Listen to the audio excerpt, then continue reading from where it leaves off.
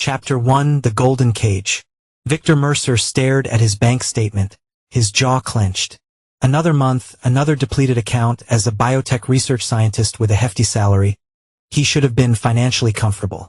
Instead, he found himself counting pennies for lunch while his wife, Diana, splurged on her 5th designer handbag this month. "Diana, we need to talk," Victor said, finding his wife lounging by their pool in their upscale San Diego home. Diana Mercer, a former pharmaceutical sales representative, would quit her job 3 years into their marriage, barely looked up from a magazine. "About what?" she asked, her tone disinterested. "The finances. I checked her joint account. You withdrew $8,000 yesterday." Diana removed her sunglasses, her blue eyes narrowing. "Your point?" "My point? That's almost half my monthly take-home pay." "Where did it go?" "I had expenses, Victor. Besides, what's yours is mine. Is not that what you promised?" Her smile was honeyed but held no warmth. "Or are you suddenly regretting our arrangement?" The arrangement had begun innocently enough. When they married 7 years ago, Diana had suggested combining their finances, which seemed reasonable. She offered to manage their money since Victor was often absorbed in his research. Gradually, she taken complete control of his paychecks, doming out an allowance that barely covered his basic needs. "I'm not regretting our marriage," Victor said carefully, "but I think we need more transparency. I'd like access to our investment accounts." Diana's laugh was brittle. "Oh, Victor, you brilliant with your test tubes, but you be lost managing real money. Trust me, I'm taking care of everything." Later that evening, Victor received a call from his mother. "Victor, your father and I are concerned," Ellen Mercer began. "Diana called us. She says you becoming paranoid about money." Victor pinched the bridge of his nose. "Mom, she's controlling all my earnings. I just asked to see our accounts." "Son," his father Robert's stern voice came on the line. "Diana's been nothing but devoted to you. Remember how she stuck by you during that plagiarism accusation at your old lab? You've always been intense. Maybe you working too hard again." The mention of the plagiarism incident, where Victor had been falsely accused and later exonerated, stone. His parents had initially doubted his innocence, just as Diana had seemed to. Only Victor's former colleague Noah Fleming had stood by him, helping prove someone else had stolen Victor's research. "I'm not working too hard," Victor replied evenly. "I'm trying to understand where my money is going." His mother sighed. "Diana mentioned you've been forgetting things too. Missing appointments. Maybe you should see Dr. Winters again." Dr. Winters, the psychiatrist Victor had seen briefly after the plagiarism stress. A chill ran down his spine. Why would Diana bring that up now? After hanging up, Victor sat in his home office, thinking his parents had always favored Diana, viewing her as the stable counterpart to their difficult son. But this felt different, more coordinated. That night, Victor pretended to take the sleeping pill Diana had begun helpfully providing each evening. Once she was asleep, he slipped in her home office and tried accessing her computer. Locked. Her desk drawers also locked. But underneath the stack of mail, he found a receipt from an attorney named Philip Vaughn, dated 3 days earlier. Victor photographed it with his phone, then carefully replaced everything. Something was very wrong, and he needed to figure out what before confronting Diana. The next day he called Noah. "I need a favor," Victor said after explaining his concerns. "Can you recommend a good private investigator? Something's happening, and I need to know what I'm dealing with." No, it did not hesitate. "I know someone disagreed. But Victor, if what you suspect is true, are you prepared for what you might discover?" Victor's voice hardened. "Whatever it is, I'd rather face it head on than be blindsided." Little did he know how prophetic those words would be. Chapter 2: Paper Trails and Broken Vows. The private investigator, Brendan Russo, met Victor at a nondescript diner 15 miles from his home. Victor had been careful. He told Diana he was meeting with a potential research collaborator and made sure to arrive early to spot any familiar faces. "Your wife has been busy," Russo said, sliding a folder across the table after they ordered coffee. "Very busy. The contents turned Victor's stomach.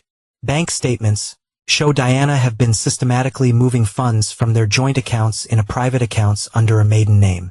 Over the past year alone, she diverted nearly $300,000. There's more, Russo continued. She has been seeing someone. Regularly, the photographs were unmistakable. Diana entering an upscale downtown apartment building. Diana restaurants, her hand intertwined with a man's. Diana kissing the same man on a hotel balcony. His name is Adrian Walsh. Financial advisor, they've been together at least 8 months, possibly longer. Victor stared at the man in the photos. Tall, polished, with a practiced smile of someone who charmed for a living. In my parents, you mentioned phone records. Frequent calls between your wife and both your parents. Increased significantly in the past 3 weeks. She also had multiple meetings with an attorney named Philip Vaughn. He specializes in competency hearings and conservatorship. The pieces clicked in a place. The questions about his mental state. The forgetfulness Diana kept mentioning to others. The sudden concern from his parents about him working too hard. They rebuilding a case to have me declared incompetent. Victor said flatly. Russo nodded. Based on what I found, that's my assessment. The typical strategy is to claim the subject is mentally unstable, unable to manage their affairs, and potentially a danger to themselves. Successful. They control all your assets and decisions. Victor's mind raced through the implications. His research was nearing a breakthrough. A new delivery system for targeted cancer therapies. If his patent applications came through, the royalties would be substantial. What about this Walsh character? Any connection beyond the affair? That's where it gets interesting, Russo said, flipping to another page. Walsh previously worked at Helix Financial, where he managed portfolios for wealthy clients. He left under a cloud. Rumors of account mismanagement, though nothing was proven. One of his former clients was Robert Mercer. My father, Victor whispered. Your father lost a significant amount with Walsh's firm, but apparently maintained a relationship.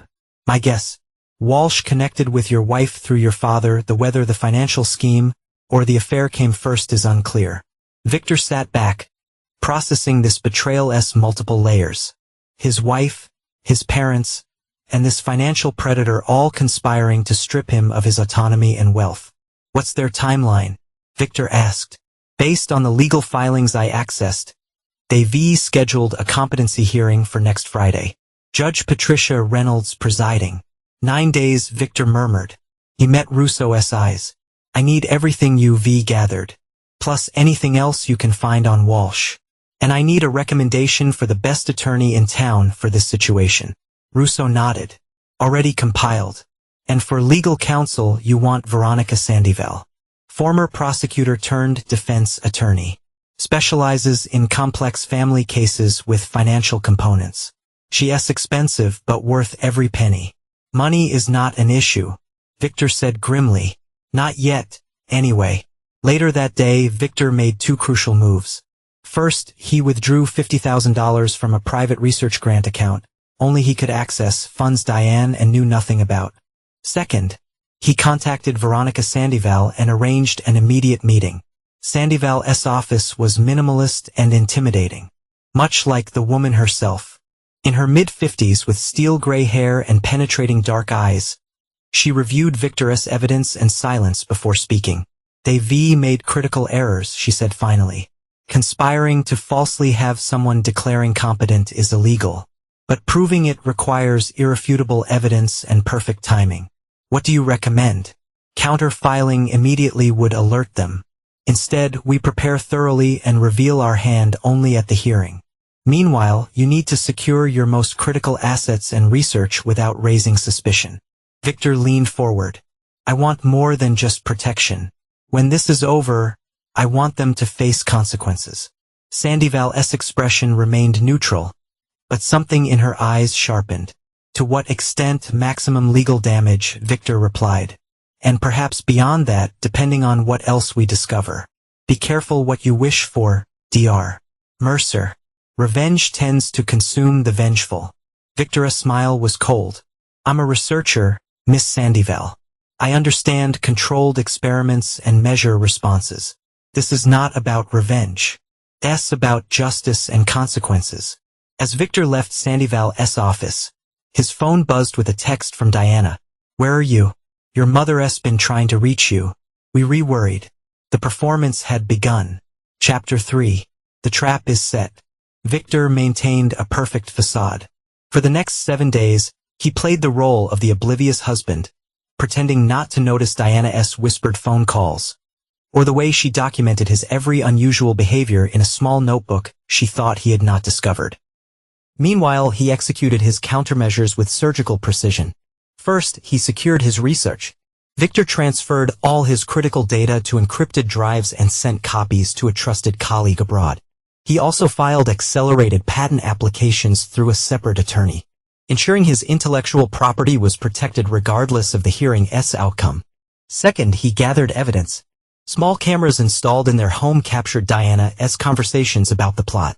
A recording device in his own home office documented her searching his computer while he was at work. Most damning was the audio of Diana coaching his parents on what to say at the hearing. Remember to mention how he accused colleagues of stealing his work. Diana's voice instructed Victor's father during one recorded call. And Mom emphasizes mood swings. How he seems paranoid one day and manic the next. Are you sure this is necessary, Diana? Ellen Mercer had asked, a hint of doubt in her voice. Declaring our own son incompetent seems extreme. It's for his own good, Diana insisted. Victor's brilliant but unstable. And honestly, with the value of his upcoming patents, we see not risk him making irrational decisions. This way we protect him and his assets. And the financial advisor you mentioned, Walsh, he help manage everything afterward? Robert Mercer asked. Adrian has excellent investment strategies. He triple Victor's patent royalties within 5 years and we all benefit. Third, Victor investigated deeper. Brendan Russo uncovered that Walsh had been orchestrating similar schemes with at least 2 other wealthy clients, working with different female accomplices each time. In one case, a tech entrepreneur had been institutionalized for 6 months before relatives discovered the fraud. The morning of the hearing, Victor awoke to find Diana sitting on the edge of their bed, her expression concerned. Victor, honey, I need you to stay calm today, she said, place her hand on his. Your parents and I have arranged a meeting with Judge Reynolds. It's just a welfare check. Nothing to worry about. A welfare check. Victor repeated, feigning confusion. Yes, darling, we were concerned about you. The forgetfulness, the accusations about money, it's not like you. Her eyes welled with practiced tears. We just want to make sure you're okay. Victor nodded slowly. I see. Well, if you're also concerned, of course I'll come. Diana's relief was palpable and revealing. She expected resistance. Perhaps even an outburst she could document as further evidence of his instability. I'll lay out your blue suit, she said, standing up. Judge Reynolds is a friend of Adrian Walsh.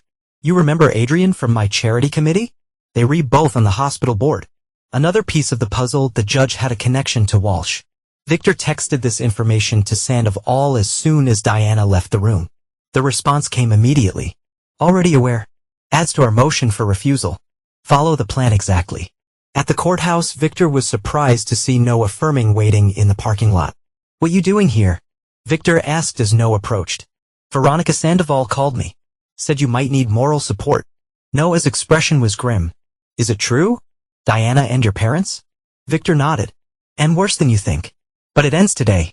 Inside, Diana led Victor to a conference room where his parents waited with a polished man in an expensive suit, undoubtedly Philip Vaughn, and another man Victor recognized from the photographs as Adrian Walsh.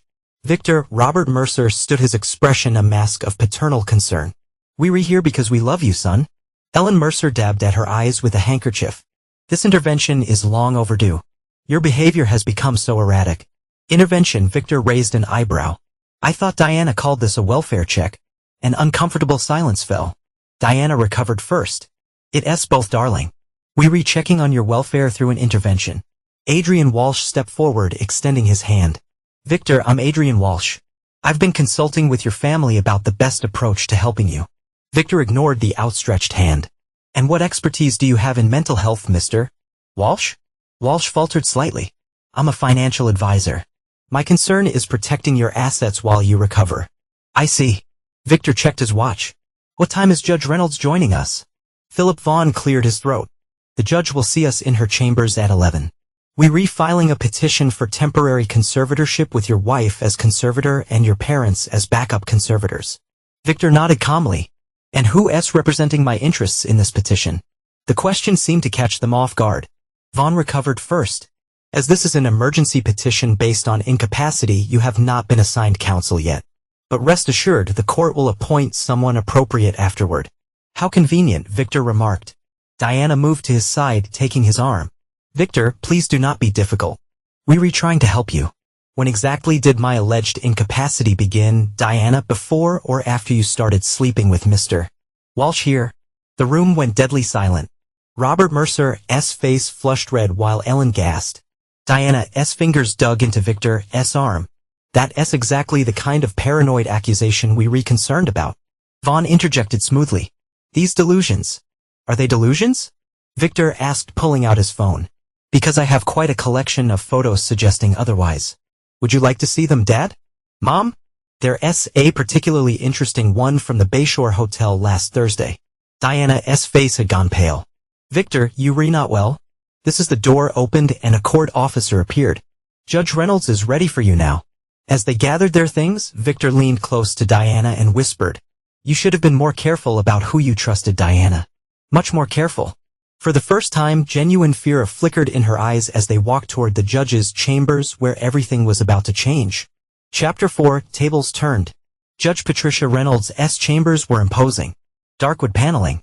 Law books lining the walls and American flags standing beside her massive desk. The judge herself. A severe-looking woman in her 60s with immaculately styled silver hair. Barely looked up from her papers as they entered. Competency hearing in the matter of Victor Mercer, she announced. Understand this is an emergency petition filed by Diana Mercer with supporting statements from Robert and Ellen Mercer. That is correct. Your Honor. Philip Vaughn confirmed. We have substantial documentation of Dr. Mercer's declining mental state and erratic behavior. Judge Reynolds peered over her reading glasses. And Dr. Mercer is present without counsel. Before Vaughn could answer, the door opened again.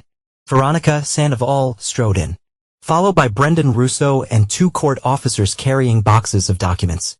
Veronica Sandoval, representing Dr. Victor Mercer, she announced, placing a thick folder on the judge's desk. And I'm filing an immediate motion to dismiss this petition on grounds of fraud upon the court. Conspiracy to commit financial exploitation and judicial refusal due to conflict of interest. Judge Reynolds' eyebrows shot up. Miss Sandoval, this is highly irregular. This was scheduled as an uncontested competency hearing. There is nothing regular about this case. Your Honor. Sandoval replied. And nothing about it is uncontested. If I may, when the judge nodded cautiously, Sandoval continued. First, we move for your refusal based on your relationship with Adrian Walsh, who is not only the paramorph of the petitioner, but stands to gain financially from controlling Dr. Mercer's assets. Diana gasped audibly. Adrian Walsh stood rigid, while Philip Vaughn began furiously scribbling notes. Judge Reynolds' face had gone pale. That's a serious allegation, Counselor. Which we can substantiate, Sandoval replied, nodding to one of the court officers who handed her a document. This is a photograph from the Westlake Country Club charity gala 3 months ago showing Your Honor, Mr. Walsh and coincidentally Mrs. Mercer deep in conversation. Our filing includes bank records showing a $50,000 donation from an LLC controlled by Mr. Walsh to Your Honor's re-election campaign 2 weeks later. The judge's lips pressed into a thin line. I attend numerous fundraisers, Ms. Sandoval. Of course, Your Honor. However, the appearance of impropriety is sufficient ground for refusal. But more importantly, we have evidence that this entire petition is fraudulent. Sandoval signaled and Brendan Russo stepped forward with a laptop. With the court's permission, we'd like to play several recordings that demonstrate a conspiracy between Diana Mercer, Adrian Walsh, and the elder Mercers to falsely have Dr. Victor Mercer declared incompetent for financial gain. Robert Mercer surged to his feet. This is outrageous. We were trying to help our son. By conspiring to steal his money and research patents? Victor asked quietly. That's an interesting definition of help, Dad. Philip Vaughn raised his hand. Your Honor, any recordings made without consent would be inadmissible under California's two-party consent law. Normally, you'd be correct, Sandoval replied. However, these recordings fall under the exception for gathering evidence of felony fraud. Furthermore, several were made in public places where there is no expectation of privacy. Judge Reynolds looked increasingly uncomfortable. I think, given these allegations, this matter should be transferred to another judge. We anticipated that, Your Honor, Sandoval said. We've already filed a comprehensive brief with presiding Judge Morris, who has assigned Judge William Hargrove to hear this matter immediately. He is waiting in courtroom 3C. Diana turned to Victor, her composure cracking. Victor, please, you do not understand what you're redoing. I understand perfectly, Victor replied, his voice low. You, Walsh, and my parents plotted to have me declared incompetent so you could control my assets and upcoming patent royalties. You've been systematically gaslighting me, stealing from me, and betraying me in every possible way. Adrian Walsh stepped forward. Dr. Mercer, there's been a misunderstanding. I was simply providing financial advice. Save it for Judge Hargrove, Victor cut him off. I'm particularly interested in how you explain your previous clients who mysteriously lost capacity shortly after meeting you. Like Thomas Bergman or Elizabeth Winters, Walsh's face went Asian at the mention of those names. 20 minutes later, they reassembled in courtroom 3C. Judge William Hargrove, a barrel-chested black man with a reputation for zero tolerance for courtroom games, listened impassively as Sandoval laid out their evidence. The recordings were damning. Diana's voice, crystal clear, discussing how to manufacture evidence of Victor's instability. Adrian Walsh explaining how they manage Victor's assets once he was declaring competent. Robert Mercer expressing concern about the ethics but ultimately agreeing after Walsh mentioned tripling returns. As the final recording played, Diana and Walsh in bed, laughing about how Victor would be comfortably managed in a private facility while they enjoyed his money. Diana buried her face in her hands. Your Honor, Sandoval concluded, we're not only asking for dismissal of incompetency petition but also filing counterclaims for conspiracy, fraud, emotional distress, and theft. Additionally, we provided this evidence to the District Attorney's office for potential criminal charges. Judge Hargrove turned to Philip Vaughn. Counselor, do you wish to respond? Vaughn stood, looking distinctly uncomfortable. Your Honor, in light of this evidence, my clients may wish to reconsider their petition. Perhaps a brief recess, not so fast, Judge Hargrove interrupted. This court takes allegations of abuse of the competency process extremely seriously. I'm dismissing the petition with prejudice and issuing temporary restraining orders against Diana Mercer, Adrian Walsh, Robert Mercer, and Ella Mercer, barring them from contact with Dr. Victor Mercer or access to any of his financial accounts. He turned to Victor. Dr. Mercer, are you currently residing in the same household as your wife? Yes, Your Honor. That arrangement needs to change immediately. Ms. Sandoval, I'm ordering that Mrs. Mercer vacate the shared residence within 24 hours. Dr. Mercer may return with a police escort to ensure compliance. Diana finally found her voice. But where am I supposed to go? That's my home. Judge Hargrove fixed her with a stern gaze. Mrs. Mercer, based on the evidence presented, you've been engaged in a scheme that could have resulted in your husband's false imprisonment and a psychiatric facility while you depleted his assets. Consider yourself fortunate that you were simply being ordered to find alternative housing rather than facing immediate criminal charges. He addressed the entire courtroom. This matter is referred to the district attorney for potential prosecution. All of Dr. Mercer's financial accounts are to be frozen except for his personal access. A full forensic accounting will determine what funds have been misappropriated. As the judge stood to leave, Victor caught Diana's eye. Her expression shifted from shock to calculation to something like pleading. Victor simply turned away. Outside the courtroom, Noah clasped Victor's shoulder. You okay? Victor watched as Diana huddled with Walls and his parents, all of them shooting worried glances his way. I'm better than okay, Victor replied. But this is just the beginning. Chapter 5, The Architect of Ruin. 2 weeks after the court hearing, Victor sat in Veronica Sandoval's office reviewing their strategy. The initial victory had been satisfying but incomplete. Diana had vacated their home, taking several valuable items despite the court order, and his parents had retreated to their lakeside cabin. All communication now routed through attorneys. Adrian Walsh, however, had disappeared completely. The district attorney is pursuing charges against Diana for financial exploitation and conspiracy. Sandoval explained. Your parents will likely face lesser charges as accessories, though their attorneys are positioning them as unwitting participants manipulated by Walsh. And Walsh himself, Sandoval frowned. That's where it gets complicated. The FBI has taken interest based on similar patterns with his other clients. They believe he's operating a sophisticated elder fraud ring, but he's vanished.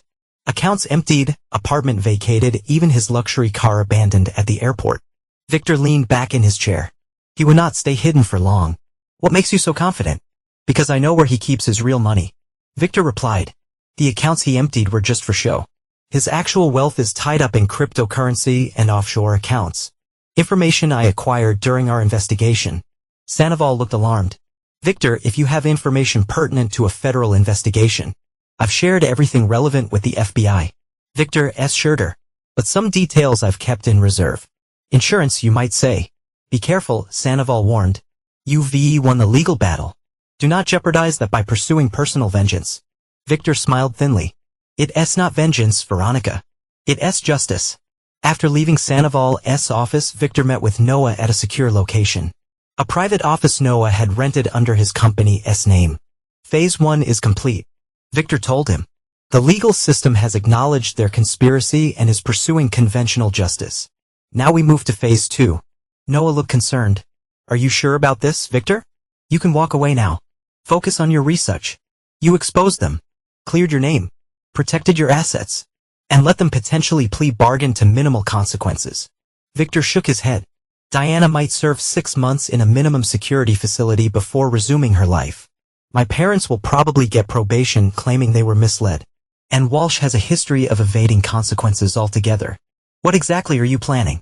Noah asked, just as tailored to each betrayal. Victor replied, opening his laptop to show a detailed flowchart. Diana took my trust and financial security. My parents chose her over their own son. Walsh orchestrated the entire scheme, pretending to care about vulnerable people while plotting to exploit them. And you go to what? Become judge, jury, and executioner. Nothing so dramatic, Victor assured him, just ensuring that their punishments fit their crimes. Over the next month, Victor methodically executed his plan. First, he focused on his parents. As he predicted, they hired expensive attorneys who negotiated reduced charges in exchange for testimony against Diana and Walsh. Victor anonymously delivered comprehensive evidence packets to every member of his parents' social circle, their church congregation, and Robert's business partners. The packets contained court transcripts, recordings, and financial documentation proving their willing participation in the scheme against their son. Within weeks, they were socially ostracized. Robert's business partners initiated a forced buyout at a fraction of his state's value, citing moral turpitude clauses. Their church asked them to step down from leadership positions. Neighbors avoided them. The court of public opinion proved far harsher than the legal system. For Diana, Victor employed a different approach. Her greatest fear had always been social humiliation and financial insecurity. Through carefully timed information releases to social media influencers in their circle, her affair and fraud attempt became trending gossip in their community. Simultaneously, Victor's attorney filed civil suits against her for financial recovery, placing liens on any future income or assets. He also ensured that her past educational fraud falsified portions of her pharmaceutical sales credentials. Reach her former employer and industry contacts, effectively blacklisting her professionally. But Adrian Walsh remained Victor's primary target. The man had destroyed multiple lives with his schemes, and conventional justice had repeatedly failed to stop him. Working with Brendan Russo and specialized cybersecurity experts, Victor tracked Walsh's digital footprint to a small coastal town in Portugal. We've got him, Noah confirmed during a secure call. Portuguese authorities raided his villa this morning. They found evidence linking him to at least 12 similar schemes across 3 countries. He's being extradited to face charges in the U.S. Victor nodded, satisfied with his development but not yet finished. Any accounts? As you predicted, he had over 20 million in hidden assets. The forensic accountants are having a field day. They already identifying victims for restitution. Good, Victor replied, and a final piece? Noah hesitated. It's ready, but Victor, this crosses a line. The evidence packet you've compiled, the interviews with his previous victims, the psychological profile documenting his predatory methods. Publishing all this is not just punitive. It's necessary. Victor finished firmly. Every potential victim should recognize his methods. Every prosecutor should understand his patterns. Every judge should know his history of manipulating the system. The comprehensive dossier on Adrian Walsh was released to law enforcement agencies, victims' advocacy groups, and selected journalists the following day. Within a week, documentaries were being planned. Additional victims were coming forward, and Walsh's carefully constructed persona was irreparably shattered. Victor watched the news coverage from his home office, feeling not joy but a cold satisfaction. Phase 2 was nearly complete. Justice, real justice, was being served. Chapter 6 Checkmate. 6 months after the failed competency hearing, Victor sat across from District Attorney Eleanor Martinez reviewing the case status. Walsh has accepted a plea deal, Martinez explained. 25 years without possibility of parole. Given his age, that's effectively a life sentence. And a restitution? Victor asked. Over 18 million recovered so far, being distributed to his victims. Your financial forensics were instrumental. We never have traced those accounts without your team's work. Victor nodded. And Diana? Martinez consulted her notes. 7 years for financial exploitation, conspiracy, and perjury. Her cooperation against Walsh, but the recordings you provided left her little room to maneuver. My parents? 3 years probation, community service, and financial restitution. Their attorneys argued successfully that they were manipulated by Walsh. Though the judge made it clear, he found their betrayal of their son particularly troubling. Victor absorbed this information silently. The legal system had functioned better than he expected, particularly with the overwhelming evidence he provided. But they remained loose ends. Aspects have just as the courts could not address. After leaving the DA's office, Victor drove to a modest apartment complex on the city's outskirts. Diana had been released on bail, pending her appeal, relegated to wearing an ankle monitor and working at a convenience store.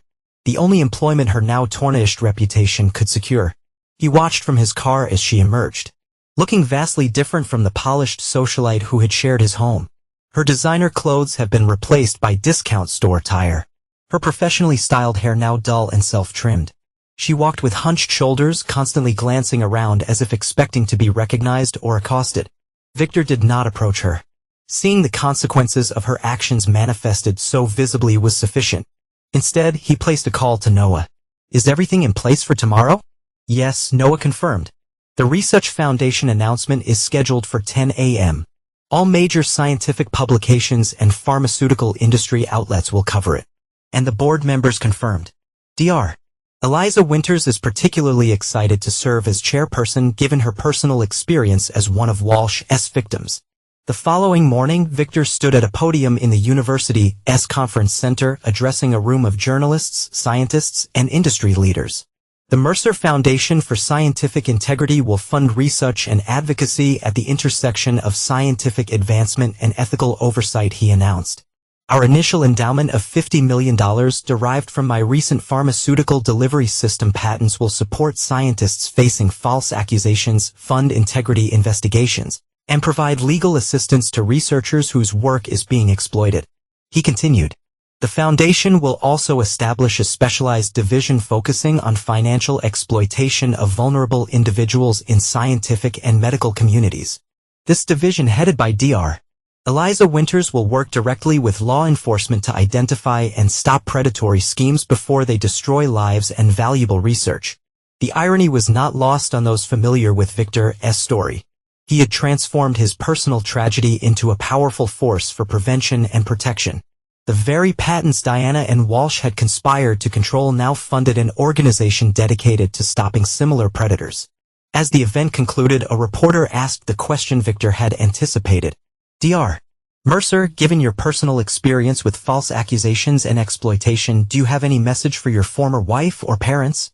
Victor met the reporter's gaze steadily. Just, this is not about revenge. It's about restoration and prevention. My message to anyone who betrays trust for financial gain is simple. Your actions have consequences beyond what you can imagine. And to those who might become victims, trust but verify. Always. Later that evening, as coverage of the foundation launched dominated scientific news channels, Victor received an unexpected email from his father. The subject line read simply, "Please read Robert." After a moment's hesitation, Victor opened it. Victor, words cannot undo what your mother and I did. We betrayed you in the worst possible way, choosing to believe lies about our own son. The pain and shame we feel is beyond expression. We do not ask for forgiveness. We do not deserve it. but we want you to know that we recognize the full horror of our actions. The foundation you created from this tragedy shows a strength of character we fail to appreciate. If you ever wish to speak with us, we are here. If not, we understand completely. Dad, Victor read the message twice, then deleted it with thought responding. Perhaps someday he would address his parents again, but that day had not yet arrived. Their consequences, social ostracism, financial loss, and the permanent fracture their family would continue. Just as his own pain continued. That night, Victor stood on the balcony of his new home overlooking the ocean. The cool evening breeze carried away the last whispers of anger he'd been harboring. In its place settled something cooler, clearer. A crystalline understanding that justice had been achieved, not through courts alone, but through his own calculated actions. Diana, Walsh, and his parents had all received precisely calibrated consequences. The legal system had imposed its penalties, but Victor had ensured that justice extended beyond imprisonment or fines to touch the aspects of life each valued most. Reputation, freedom, social standing, and future opportunity. He had not forgiven. He would not forget, but he had prevailed completely, transforming attempt to destroy him into fuel for a mission larger than himself. In the alchemy of his response, he had converted betrayal into purpose. Victor raised his glass to the distant horizon. Checkmate, he whispered to the unhearing ocean. Chapter 7, Phoenix Rising. 1 year after founding the Mercer Foundation, Victor's life had transformed completely. His pharmaceutical delivery system patents had revolutionized cancer treatment protocols globally, bringing both enormous financial success and professional acclaim. The foundation had already assisted 7 scientists facing false accusations and uncovered 2 major research fraud schemes. On a personal level, however, Victor remained isolated. Despite encouragement from Noah and colleagues to move on, he maintained a rigorous focus on work, avoiding social entanglements. The betrayal had left scars not visible but deeply felt. That changed unexpectedly during a foundation fundraiser at the San Diego Natural History Museum. Victor was discussing research ethics with a group of pharmaceutical executives when he was approached by Dr. Lydia Reeves, a forensic accountant and financial crime specialist who had recently joined a foundation's advisory board. Your foundation's algorithms for detecting financial exploitation patterns are impressive, she said after introductions. But they were missing behavioral indicators that typically precede financial moves. Victor raised an eyebrow. Such as isolating the target from support networks, creating artificial dependency, staged rescues from manufacturer problems. Lydia's direct gaze held his. I analyzed the Wall-sh case files. He was textbook, but your algorithms would only have flagged him after financial movements began. You're suggesting preventative rather than reactive detection. She nodded. Exactly. I've developed behavioral pattern recognition systems for the FBI's Elder Fraud Division. With modifications, they could significantly enhance your foundation's protective capabilities. Their conversation extended well beyond the fundraiser, continuing over dinner at a nearby restaurant. Victor found himself both professionally intrigued and personally disarmed by Lydia's analytical mind and straightforward manner. You do not shy away from difficult topics, he observed as they discussed Walsh's methodology. Professional hazard, she replied with a slight smile. Forensic accounting teaches you to look unflinchingly at human nature's darker aspects. People reveal themselves through their financial decisions more honestly than through their words. Is that why you agreed to join our advisory board? Fascinating case studies. Lydia considered the question. Partially, but also because your foundation is addressing something personal to me. My grandfather was targeted by someone like Walsh. Unlike you, we could not stop it in time. This revelation created an unexpected connection. Over the following months, Victor and Lydia collaborated closely on enhancing the foundation's protective systems. Their professional relationship gradually evolved into friendship built on shared purpose and mutual respect rather than a superficial attraction that characterizes relationship with Diana. Meanwhile, consequences continued unfolding for those who had betrayed Victor. Diana's appeal had been denied and she was serving her sentence at a medium-security women's facility. Recent reports indicated she had attempted to manipulate fellow inmates and staff with little success. Her practice charm failing in an environment immune to such tactics. Adrian Walsh was faring no better in federal prison. His former victims have filed additional civil suits, ensuring that any assets he might have hidden remained beyond his reach. The comprehensive psychological profile Victor had published had become a case study in criminal justice programs, immortalizing Walsh as a textbook predator. Victor's parents had completed their community service requirements, but the social and financial consequences continued. Robert's former business was thriving under new leadership, having distanced itself completely from its founder. They had sold their home and relocated to a modest apartment in another state, starting over in their 70s with diminished resources and reputations. Victor maintained distant awareness of these developments without actively tracking them. His focus had shifted to building rather than punishing, to protecting potential victims rather than monitoring his victimizers. On the anniversary of the court hearing that had exposed the conspiracy, Noah invited Victor to dinner at his home. "To new beginnings," Noah said, raising his glass once they were seated with their meals. "The foundation is thriving. Your research is changing lives and you seem lighter." Victor acknowledged this with a nod. "I found purpose in prevention. It's more satisfying than I expected." "And Dr. Reeves?" Noah asked with study casualness. Victor gave him a sharp look. "Lydia is a colleague and friend, who you've had dinner with 8 times in the past month," Noah pointed out. "Just work discussions?" "Mostly," Victor admitted, "but also comfortable. She understands boundaries and has no agenda beyond what's stated." "That's rare. Have you told her everything? About what you did beyond the legal system?" Victor shook his head, not explicitly, but she's a forensic investigator who's reviewed all the case files. "I suspect she's pieced together most of it." Noah studied his friend. "You know, when this all began, I worried about what your pursuit of justice might do to you. How it might harden you. Instead, it's clarified something in you. Facing betrayal forces choices." Victor replied. "You become either perpetually suspicious or selectively trusting with better verification systems. I chose the latter." Later that week, Victor invited Lydia to the Foundation's research facility. After showing her their latest detection algorithms, he led her to a secure conference room. "There's something you should know," he said, activating the room's privacy protocols. "About how Walsh was really caught." Lydia's expression remained neutral. "You created a honeypot operation using fictional accounts as bait. Tracked his access to identify his location and simultaneously trigger notifications to international authorities." Victor blinked in surprise. "You knew. I told you. People revealed themselves through financial patterns. The Walsh investigation file had gaps only someone with intimate knowledge of his methods and extraordinary resources could have filled." She met his gaze directly. "The question is not whether you orchestrated his capture, but why you retelling me now?" "Because trust requires transparency," Victor answered. "And because I've come to value your perspective." "On the ethics of vigilante justice?" she asked, though without judgment in her tone.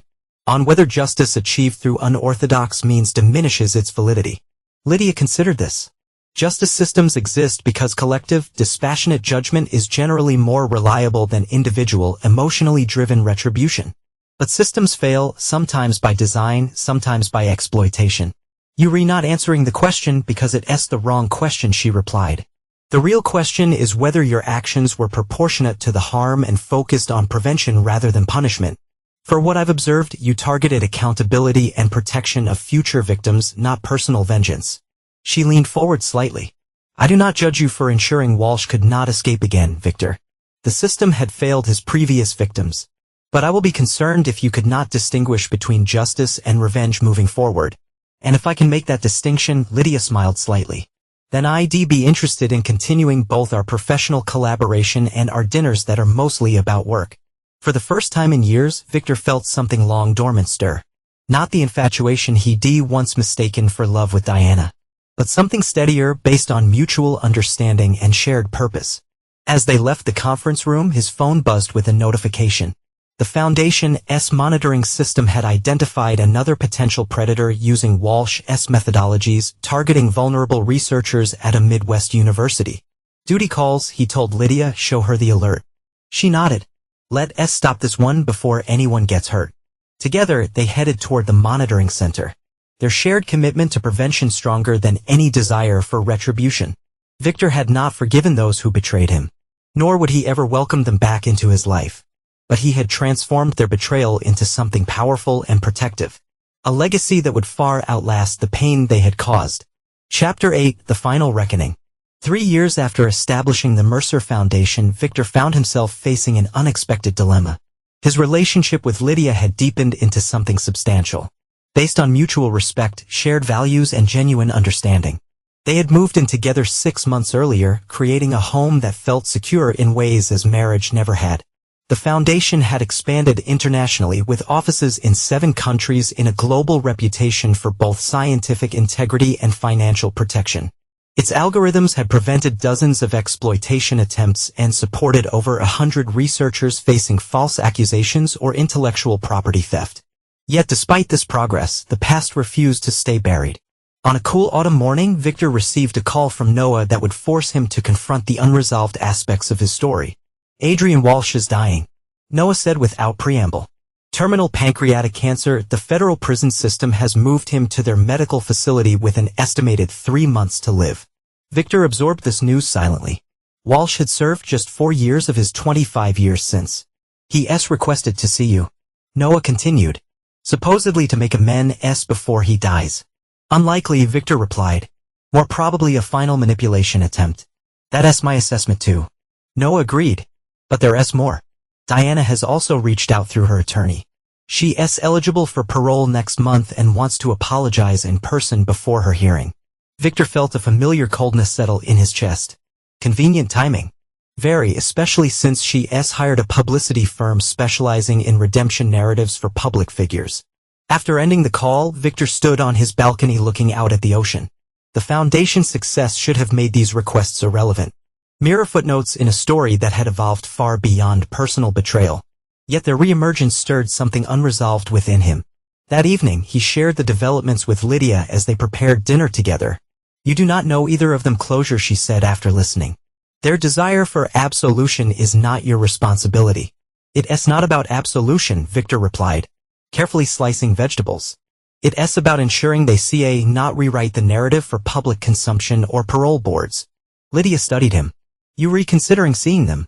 On my terms, yes. He met her gaze. Not for forgiveness, but for finality. After thoughtful discussion, they developed a strategy. Victor would meet both Walsh and Diana, but with specific conditions and protections in place. The encounters would serve not as reconciliation opportunities, but as final confirmation that justice had been achieved. The federal medical facility where Walsh was confined resembled a hospital more than a prison. Though security remained evident in the guarded entrances and monitored visiting areas. Victor was escorted to a private room where Walsh waited handcuffed to his bed despite his visibly deteriorated condition. Once vibrant and commanding, Adrian Walsh had withered into a god specter. His expensive suits replaced by standard-issue medical gowns. His once perfect appearance now marked by jaunted skin and thinning hair. Dr. Mercer, Walsh greeted him, his voice weaker but still carrying that cultivated charm. Thank you for coming. I was not sure you would. Curiosity, Victor replied, taking a seat across from the bed. About what possible amends you think you could make. Walsh attempted a smile that came across as a grimace. Direct as always. That's what makes you different from most marks. Forgive me, clients. You never fully trusted the performance. Is that why I'm here? For a professional assessment of why your scheme failed. No, Walsh shifted painfully. I'm dying, Victor. Whatever you believe about me, that part is not manipulation. Before I go, I wanted to acknowledge worthy opposition when I encountered it. Victor's expression remained neutral. This is not a chess match, Walsh. You try to have me institutionalized and steal everything I work for. Yes, and you orchestrated my complete destruction in response. Walsh's eyes, though sunk in, held a glint of their former calculation. Do not insult my intelligence by denying it. The honeypot operation was brilliantly executed. Far beyond what federal authorities could have managed alone. You seem to be confusing justice with revenge. Are they so different? Walsh asked. We're more alike than you'd care to admit, Victor, both methodical, both willing to circumvent conventional limitations to achieve our goals. Victor leaned forward slightly. Here's the fundamental difference, Walsh. You destroyed lies for personal gain. I stopped you from destroying more. Walsh studied him for a moment. Is that how you justify the systematic dismantling of my life beyond legal consequences? The psychological profile publication, the outreach to every previous victim, the forensic accounting that found accounts even I had forgotten? I do not need justification, Victor replied evenly. The world is safer with you exposed and contained. In your ex-wife, your parents, with those consequences also about public safety or personal retribution. Victor did not answer immediately, considering the question seriously. Both, he finally acknowledged. They betrayed fundamental trust. The consequences they faced were proportionate to that betrayal. Walsh nodded slowly. Honest at least. He coughed painfully before continuing. I did not ask you here for forgiveness, Victor. I wanted to see the man who beat me in my own game. In another life, we might have been partners rather than adversaries. In no version of reality would I partner with someone who preys on vulnerable people, Victor stated. Perhaps not. Walsh's energy seemed to be fading. One last thing though, Diana was not initially part of the plan. I recruited her after meeting her through your parents. She was enthusiastic about the opportunity. Victor stood. I'm aware of everyone's respective roles in the conspiracy, Walsh. Your deathbed revelations are not revealing anything new. As he turned to leave, Walsh called after him. Does it feel as satisfying as you hoped? The revenge. Victor paused at the door. It was not about satisfaction. It was about ensuring you could never do this again. He looked back at the dying man. In that regard, it was entirely successful. 2 days later, Victor met Diana at a secure room in her minimum security prison. Unlike Walsh, whose deterioration had been driven by illness, Diana's transformation seemed calculated. She adopted a modest appearance, her prison uniform neat, her manner subdued yet earnest. Victor, she began when he sat across from her. Thank you for agreeing to see me. Let's be clear about why I'm here, Victor replied. Not for reconciliation or to support your parole application. Diana nodded, looking down briefly. I understand. I needed to tell you face to face that I recognize the harm I caused. The therapy program here has helped me understand my patterns of manipulation and entitlement. Convenient realizations before your parole hearing. She flinched slightly. I deserve that skepticism. But people can change, Victor. I'm not the same person who betrayed you. Interesting timing for this transformation. Victor observed. Your publicity firm suggested highlighting redemption for the parole board. I assume. Diana's practice composure slipped momentarily. You know about that. I make my business to stay informed about people who tried to destroy me. She regrouped quickly. The publicity firm was poor judgment on my part. I've terminated that relationship. This is not about public image. It's about accepting responsibility. Victor studied her carefully. The Diana he'd known would say exactly these things. Hit exactly these notes of contrition. If it's server interest. But whether this was genuine remorse or skill performance hardly mattered. Your parole hearing is your concern. Not mine. He said finally. I have no intention of appearing or making statements either way. Relief flickered across her face before she controlled it. Understand. I just want you to know that regardless of the hearing outcome, I plan to make amends through actions.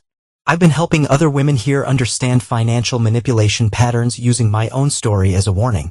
Turning exploitation into education. Victor noted. Efficient. Diana met his gaze directly. I do not expect forgiveness. Victor. Some betrayals are too profound. But I hope someday you believe that people can genuinely change. Even people who hurt you unforgivably. Perhaps some can. Victor acknowledged. Tom will tell if you among them. As they concluded their meeting, Diana asked one final question. Are you happy now, Victor? Truly. The question seemed sincere, lacking the manipulative undertone he expected. I've built something meaningful from what you and Walsh tried to destroy. He answered. The foundation protects people from schemes like yours and supports researchers facing the kind of accusations you plan to level against me. So yes, I've found purpose and connection. Diana nodded slowly. Good. Despite everything.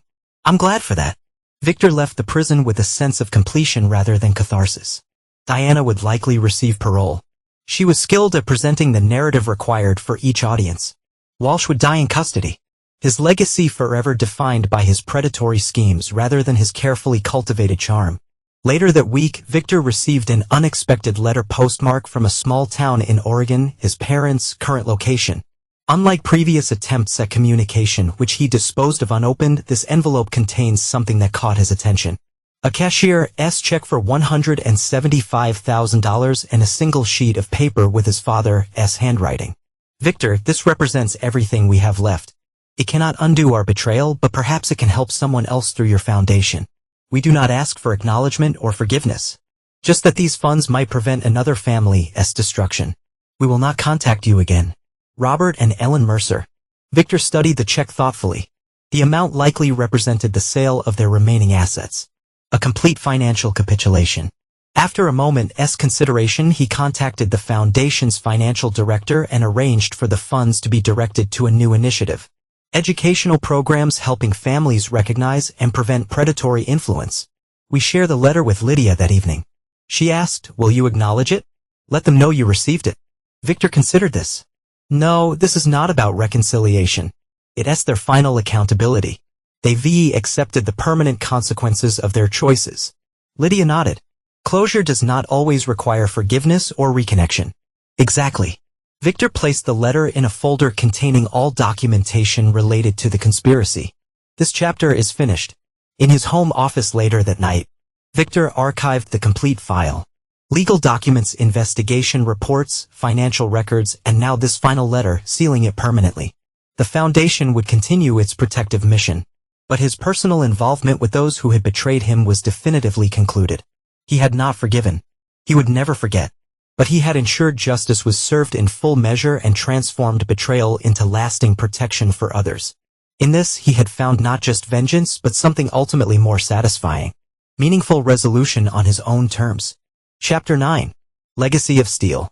5 years after the attempted competency hearing that had nearly destroyed him, Victor Mercer stood at the podium of the newly inaugurated Mercer Institute for Scientific Integrity and Financial Protection. The gleaming research and education facility represented the evolution of his foundation into a global force for prevention and protection. Today we launch not just a building but a commitment. Victor addressed the assembled guests, scientists, financial crime specialists, law enforcement officials, and supporters.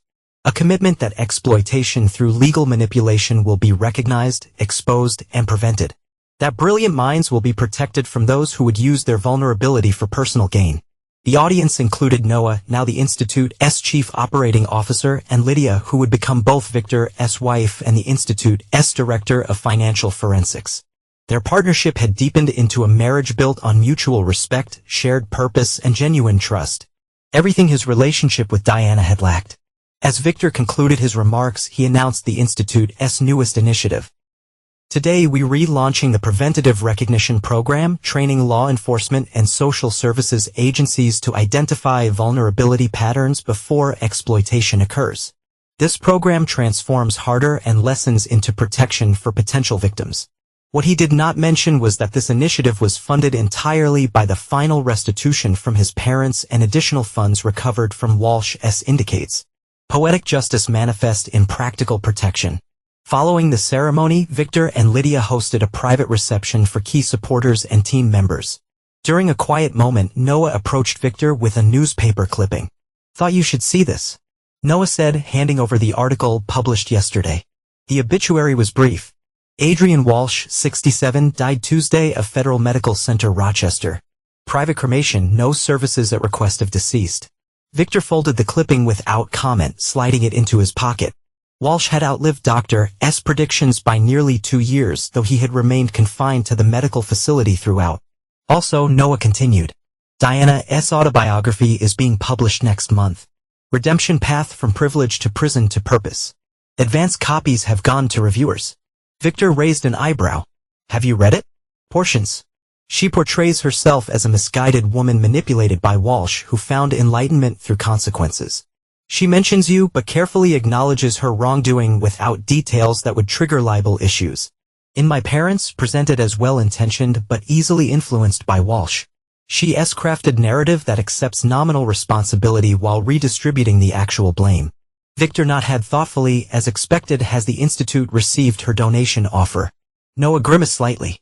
Yes, 10% of proceeds to the Foundation. With requested publicity about her commitment to making amends, declined politely, Victor instructed. The Institute does not accept funds from individuals directly involved in exploitation cases we've documented. Already done, Noah assured him, though a publisher called twice to negotiate. Later that evening, as Victor and Lydia walked along the beach near their home, he shared the updates about Walsh and Diana. Are you concerned about her book reshaping the narrative? Lydia asked. Victor shook his head. Her version of events is irrelevant. The court records, evidence, and outcome speak for themselves.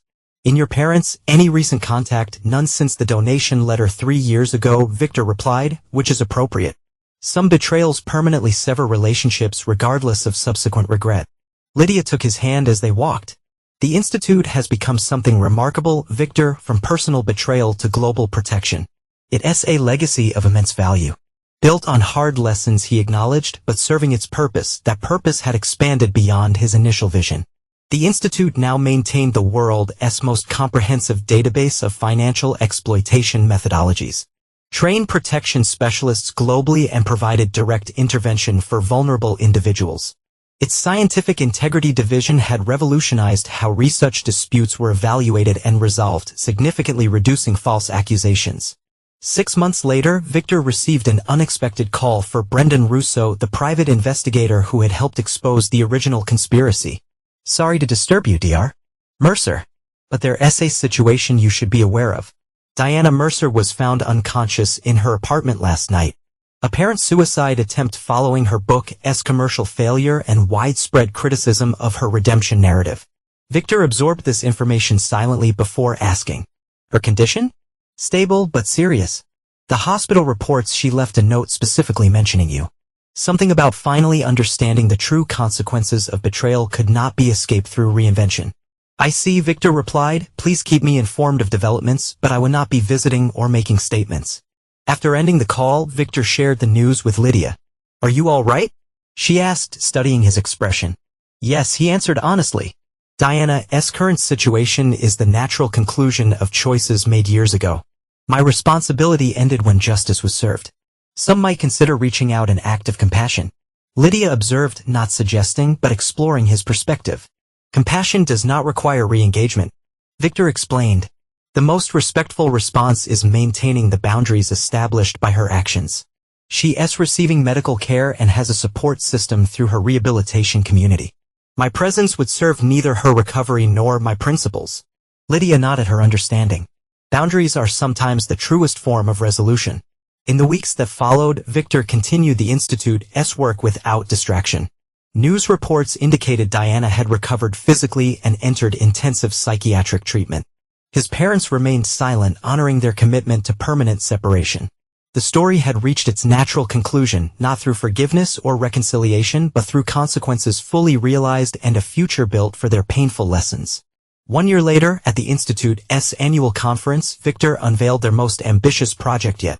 An international coalition of scientific, financial, legal, and protection agencies dedicated to creating unified responses to exploitation attempts. "The greatest vulnerability exists in isolation," he told the assembled representatives. "By connecting protection systems across disciplines and borders, we eliminate the gaps predators exploit." The coalition represented everything Wall, Diana, and his parents had never anticipated when they launched their scheme against him. A global network of protection born directly from their attempt to victimize one person. As the conference concluded, Noah found Victor reviewing the coalition's implementation timeline. 7 years ago, when they came after you, could you have imagined this?" Noah asked, gesturing around the Institute. Victor considered the question. "No, but transforming personal injury into systemic protection gives meaning to an experience that would otherwise be merely painful." "Without forgiveness," Noah noted. "Without forgiveness," Victor confirmed. "Some actions do not merit forgiveness. They merit consequences and containment. What matters is converting those consequences into protection for others." That evening, Victor and Lydia hosted a small dinner for the coalition's founding members at their home. As conversations flowed around scientific ethics and financial protection strategies, Victor realized he had achieved something his would-be destroyers could never comprehend. A legacy built not on vengeance, but on transformation. He had not forgiven those who betrayed him. He had not welcomed them back into his life, even as they faced their own downfalls. Instead, he had ensured their actions resulted in consequences proportionate to their betrayals and then channeled that justice into a force for protection exponentially greater than the harm they had attempted. In the end, when his parents and their lawyer had shown up to court to have them declared legally unfit, their faces had indeed turned pale. Not just that the evidence exposing their conspiracy, but the first glimpse of a resolution they could never have anticipated. A resolution that would ultimately protect countless others from similar fates while ensuring that those who had betrayed him would face the consequences of their actions for the remainder of their lives. It was not forgiveness. It was justice, complete, proportionate, and transformed into lasting purpose.